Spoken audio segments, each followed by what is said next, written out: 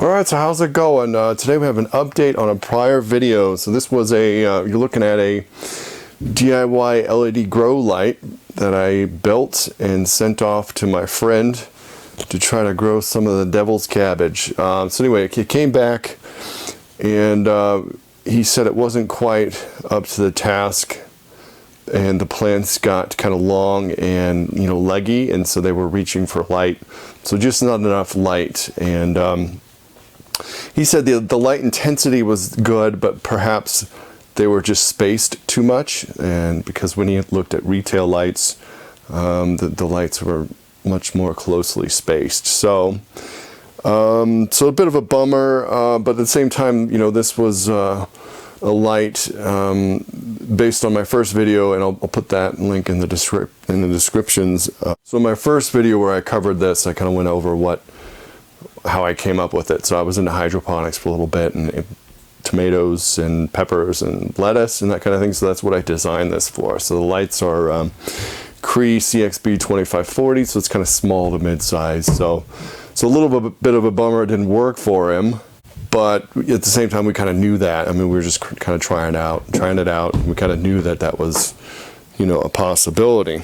But anyway, it's kind of fortuitous that it came back. I just so happened to be in the market for some new DIY lighting. So let me pull back and I'll show you my current situation in my little maker space. It's kind of rich to call it a maker space or to call me a maker, but anyway, it's my little workshop space. So let me show you the lighting I have right now and then where I want to be. Alright, so here's I pulled back. Here's a look at what we have. The space, we are in an unfinished basement. Welcome. We have a hockey player upstairs, so if you hear that, that's what it is.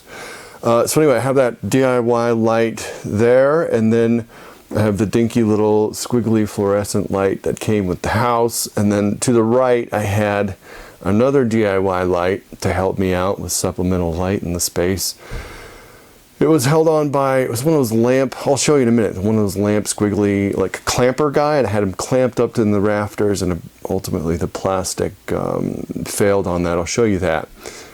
So that's kind of what we're looking at. And then so the lights, they have fans on it, so they weren't dedicated for this. I didn't design them for this. So it'd be nice for filming not to have fan noise. So so that's the kind of deal. The DIY grow light has fans, so maybe I can quiet it down.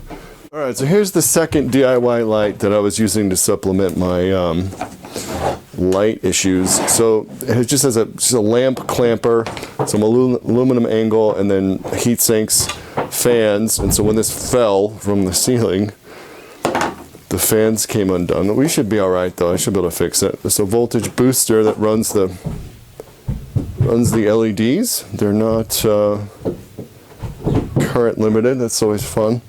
And so here's the clamp that broke. So it just fell from the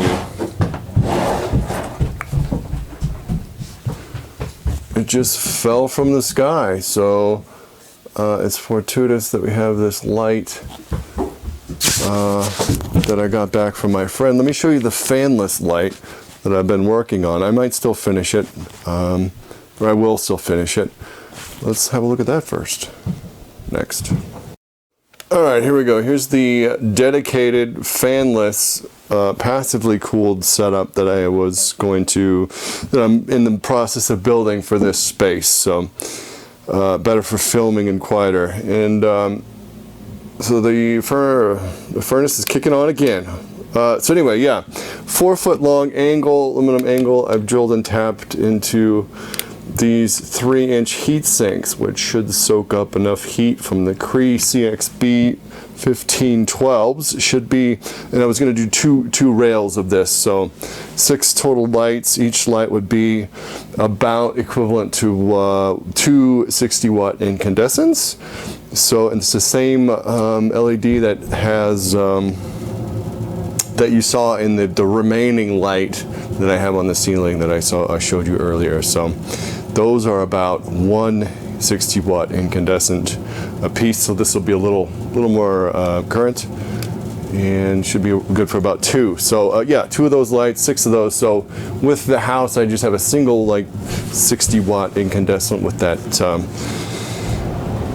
with the squiggly light, the CFL, and there's the furnace. So anyway, so that would give me basically 12 times the light with this setup. But so the plan now is to use the grow light with the fans and see if I can quiet them down, use them for lighting down here, and then I will still build these two rails and perhaps put them on the periphery or somewhere else, and there's be all kinds of light down here. So that's it. Have a good one. Sorry about the furnace.